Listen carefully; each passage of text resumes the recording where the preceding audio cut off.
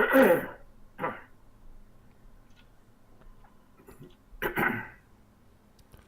we're live. All right. Hey, good morning, everybody. Tuesday, July 9th. Um, Looks like we've got the markets that are up a little bit. SPOOs are up 11. Nasdaq futures up 64. Guess we got bonds down a bit, crude down a bit, to include a couple of other things. Anyway, so on the screen, quickly, what you're seeing is the SPOOs on the left and the Nasdaq futures on the right. They're kind of, they're jiving with each other. I mean, you recall it was, the previous, I think 2 weeks ago, where it was just a massive decoupling with the SPOOs and the Nasdaq, and the Nasdaq just ran. So, there's still some underlying strength in some techs, and it goes with some real solid setups, and a lot of people are following them, as evidenced on Twitter. Stuff that we're looking at on our own, we can see on Twitter. There's so many other people that have huge followings, and a lot of that means a lot of people are looking at the same thing. The likes of AMD, Dell. So what do we have? Amazon, ARM, SMCI. I mean, groups like that. A lot of people are watching it, and so there lies your underlying bid to the market. So we're positive on the day at this point. I'm going to go and just pull up. Here's the full screen of the SPOOs, so you have a good idea. This right here, this is the Friday melt up, okay, and then this is just Sunday overnight activity, and you can see the consolidation from the range trade that we had from yesterday. So this is the Globex session, so it's not necessarily reflecting, the 8:30 open, which I'll show in with the SPX chart. But it gives you an idea that we traded up around that 56, 36, 37. Um, I think that was some sort of Fibonacci level, but I noticed a number of people did have that. I didn't necessarily know where it was derived, and that's okay, because I really wasn't trading the futures because I expected really low volume, and I like things to get stretched. I like boundaries to be somewhat established that provide an opportunity for a range trade. That's a comfortable, lower risk environment, and they're higher probability trades, and they can be 10 to 20 point movers. So that is a really, I mean, that's a solid thing you want to wait for. So we had a number of stocks we were trading, so we were all busy trading more so the stocks and not paying attention too much to the indices. So, anyways, so here we are. So we can see it kind of bouncing on the 56.39 level overnight repeatedly. So this will reflect a gap opening, and SPX, if that were to open right now, SPX will open up at around 84. So that's about 11 points up. So you know what to do with the gaps up. You don't, you do not fade, you never fade the gap up. So let's see, here's the SPX. This is where we're at. And look at that. You get this is a 30-minute chart, but just look at that stair step all the way up, that massive move. We were looking at that yesterday on the call. So anyway, so if we get the gap up here at the opening, that is going to put gap opening right in here. So what do we do? What do we do with that? I like to repeat this stuff because it can never be repeated enough, because people, they have the tendency to kind of fade a gap up, and they don't understand the significance. I mean, the gap up with the underlying text, it could trade a little bit further, it could trade further up, but at some point, if it's not too much of a gap up, like yesterday, it will come back and fill the gap down, and that was the 67 area right in here. This is where the was the gap fill, and if you notice, I made a note in our room that, hey, not so fast on getting long at that 67 algo gap fill, because Nasdaq had a little more room to fill. to provide coming down, so it could retrace a bit, and it definitely did. And it basically, you would have been stopped out only for to hold up right around the 62, 63 area, and then finally there was more bids to the market, and then we had just like a little bit of a move back up, and we consolidated in the 72 to 62 to 72 range. So that was pretty much what we did there. So my expectation today is, don't chase the gap up, let it go. We're long some stock. So let's let those play out, and let's see if there ends up being just some sort of a shakeout with some of the leaders. There's really no data today. The significant point for today is Powell. He's speaking. So you just need to be aware of that time. And let's see, what time was that? He is speaking at 10 o'clock. So he'll be on deck soon. It's a testimony to Senate. So that'll be something to keep in mind. Anyway, so we might have a couple of trades before that time frame, but we'll see. Other than that, I don't have a lot. I'm just going to follow and see how this moves up, the possibility for gap fill, and then I will be going over and looking at how the Nasdaq is responding.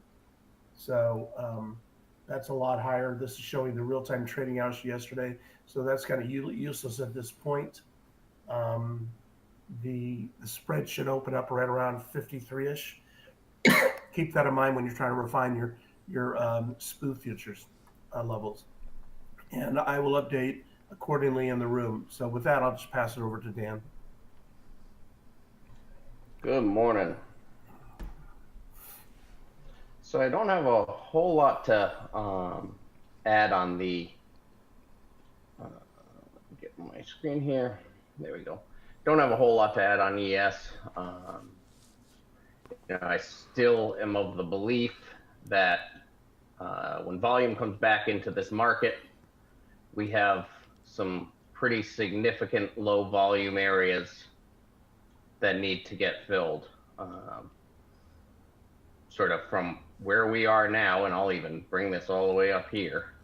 So from where we are now, all the way down to really just 55.85. So what are we looking at? 52, 53 points lower. That's just incredibly low volume area. Even back in here is incredibly low volume. Not as much the purple box. Remember the purple box we auctioned for weeks. Remember we talked about how we were going to have to auction that area. So my anticipation would be that we need to come down and fill down in here. But I would think this purple area is going to be your pretty major support. So that's sort of my thinking right now, is that on the future side, I really don't have a interest in playing upside right now. We're really stretched. I think it could get really trappy. Futures have been very difficult to play in the low volume. We got some great upwards drift trades last week, but I want to see if the volume comes back in today. Yesterday was absolutely dismal volume. Does it come back in today? Does that volume, people come back to the trading desks and say, what the hell have you guys been doing to the guys that have been running it? You guys need to take some profits. That's sort of my thought. That's why I got some QQQ 495s for tomorrow's expiration. I think that if we do get a pretty good yank, I think the Qs could lead it. But that'll be hard with NVIDIA now back over 130. I mean, it got back over it yesterday briefly here. We saw it come back up to like 130.50. If this can get over this area, as we see right here, we next stop 133 really. And then you get into really low volume over that. So, I mean, could NVIDIA go and make a run? Maybe. If it could go make a run, then it's going to be hard for the market to go down. If it fails again here, even if it comes up to this area and fails, could that be enough to push us downwards? The other one is I mean, this is the strongest chart in the market right now, Apple. Seeing zero weakness in Apple. So you've got to figure out what your clues are going to be if we start seeing weakness in some of the leaders. Is that going to be some trade desk selling as they get off onto the tarmac and back into the city? So that's sort of my thinking, is that we can't drift up on low volume forever. Volume will come back into the market, and when it does, just think about it logically. Is it buy volume or is it sell volume? After a move like we've had, it's probably going to be profit taking. Doesn't mean I'm getting bearish by any means. It just means that we're going to need a little breather. Yesterday, awesome constructive stuff on target. We've been in this chart since down in this area, 142 to 145. I added back at 145. Now we've broken out of this downtrend. Do we come and retest this at 146, 147 and continue up? But this is a very constructive thing. It came off of highs a little bit yesterday, but I think that I really like this setup going into the next 6 months for a name that, if we do at some point, which is inevitable, get a 10, 12% S&P correction, I think this is a name that's going to be a safe haven name, trading at 11, 12 times earnings. This one is starting to want to be a productive member of society. I started looking at it yesterday, and it just is still stuck in the mud under this 400 level. We were buying this all the way down to 380. I have some that I bought over 400, but for a long-term name, I still really like the setup that this is basing here. I mean, does it look like a little Head and Shoulders-y? Maybe it does, but there's there's valuation support on the name, and all the other names in this sector are significantly higher valued than Ulta is. So a lot of conversation on this one, Palantir, on Twitter land on this one breaking out. Let's go to weekly, and you can see why. Let's see. So sort of here, but we do have this 29 area right here. Is this going to be another S&P inclusion play here? Maybe. I think that this name is just going to continue to get ran because people are really starting to see the prospects of the long-term earnings growth of this company. And I think that this one, while it's still getting a little extended here, and if it gets over this 28, 29 area, it can really move into this gap from 2021 when it ran up to 44, 45 bucks. I'm not really doing anything. I'm not taking short-term options. I'm just sort of sitting still in my existing position. And I'll turn it over to you, Lee. Thank you.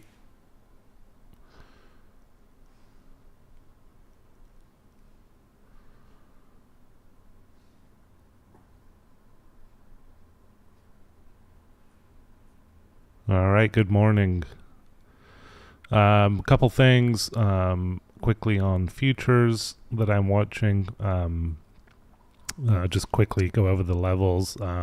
If you noticed here yesterday, we dipped down here to around 15.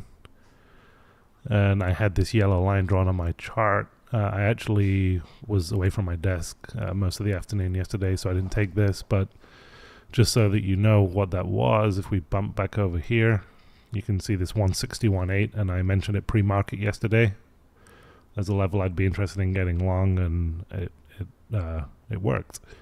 And also, it was another one of our harmonics, so this was a really good long I would have taken. I was away from my desk, but that was around 230, 245 yesterday. and then you got that move off of the harmonic. So this obviously is a bearish harmonic, so we could see a pullback still off of that. We've kind of just been in this range right here overnight between around 30 area and 5640. So I have that up on my chart here. 5640 is a key resistance level, so that may be, if we get a pop here at open, that may be a decent spot to try and take a short. This area. What was that? What was that level again? I'm sorry, I missed it. 5640. Thank you. Yep. So that's initially kind of our resistance here going into the day, and then we have I guess this area at 5632.33 as a support level, and then down here from yesterday we have this 2526 area, and I have a pivot just below at 2450. So this would be a decent area. Plus you have VPOC from yesterday also. So this would be sort of an area I would be interested in a long, giving that a shot.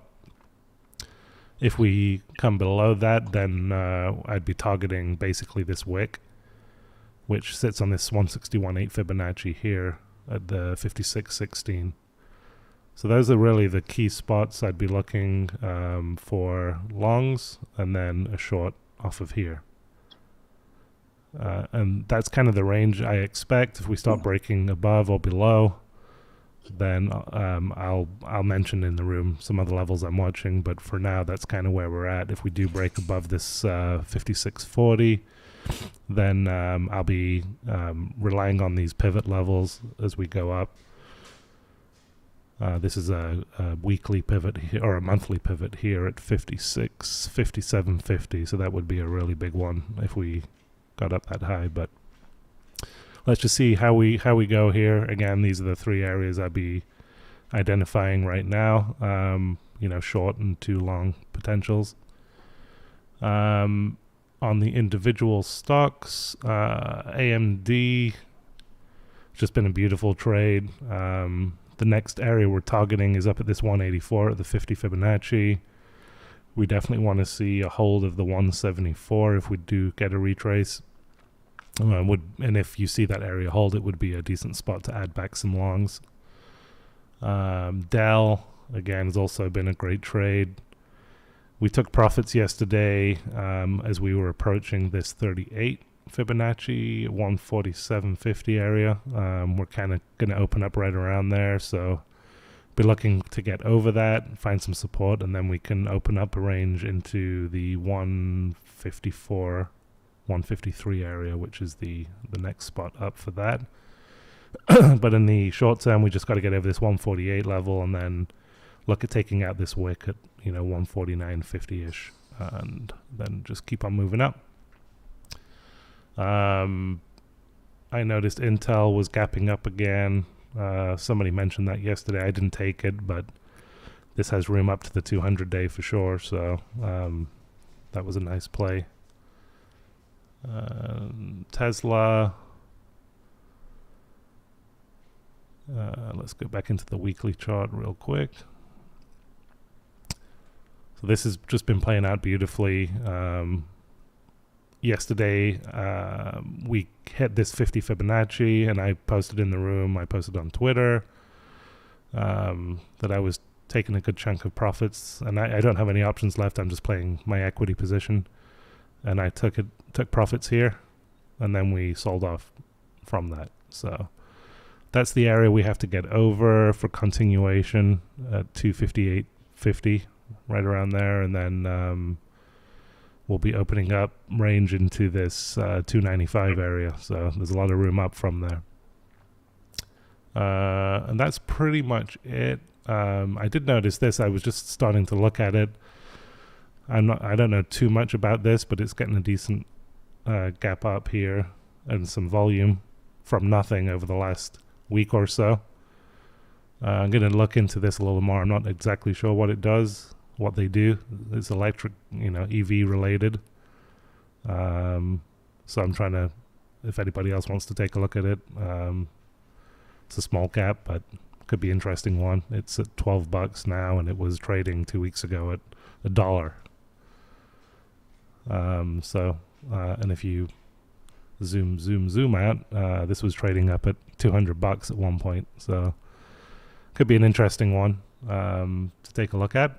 I mean, the bio I just pulled up says Zap Electric Vehicles designs, manufactures, and sells high-performance electric vehicles, including maintenance and repair of electric vehicles and related parts and accessories. So that tells us absolutely nothing. Right. So I'm not sure where it's coming, but I mean, this volume over the last week is insane. Based on its average, it's crazy. So take a look at that. Maybe an interesting one to see what's going on. Looks like they make electric scooters. Okay. And electric motorcycles. Interesting. So they make like Vespa style electric scooters. And they make, I mean, they look like they're quote unquote high performance electric scooters. I didn't even look at what the float was. Short interest in that kind of thing, but I'll take a look and see. I'll tell you in a sec. Whilst he's looking. I mean, they're NASDAQ deficient. Okay. Which means they needed something, so they didn't get delisted. Right. Short float is 55%. And the shares they have is a 3.1 million float. Wow. So that is a terrifying stock. That can move. Oh my God. This would be a it's a British company too. Oh really? Oh, must be good. Must be good then. So obviously you're gonna have to buy it. Right. All right, I'll keep that on the radar and see if there's a play there. That's pretty much it that I've got for today. We may get a little more volume coming into the market today. May still be a little bit slower, but let's see what happens. No real news today. I think Thursday is the first real market-moving news, which is CPI. Yeah, but again, we do have Powell today, so just be aware. I made a note in the room. That was my motivation for trimming a bunch of positions yesterday. Right. I was writing that CRM and a bunch of others pretty well for the last 2 to 4 weeks. So I just had to really take some profits off the table in case any some crazy thing that comes out of his vocal box, as well as, we're getting to like some lofty levels. Just call it what it is. We've got some guys that are still leading us, but you've got to be smart. These plays don't last forever. You also, you never know when some groundbreaking market-moving news is going to come out, like, how many black beans are in Chipotle burritos. That's very true. Or remember when they told you to eat lentils instead of meat, these are big, important market-moving events. This is why you have to be in the room, because we can get that news to you quick. Yeah, exactly. we are a top source for Wells Fargo analysts eating burritos. Oh my God, that was great. All right, awesome. 3 or 4 minutes. I'm gonna grab some coffee. I need some. Yeah. All right, guys. I'll see you. All right. Have a good day. Take care.